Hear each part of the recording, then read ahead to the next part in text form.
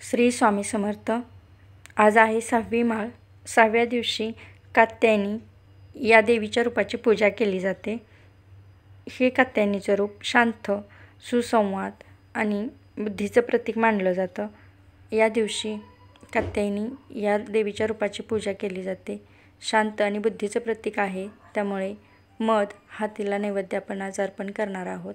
त्याचप्रमाणे आज माळ ही आपली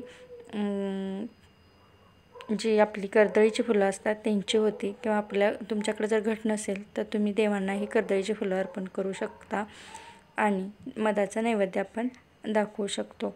त्याचप्रमाणे आपण दुर्गा सप्तशतीचे पाठ करत असोत। आपल्याला अजून कन्यापूजन करायचं आहे।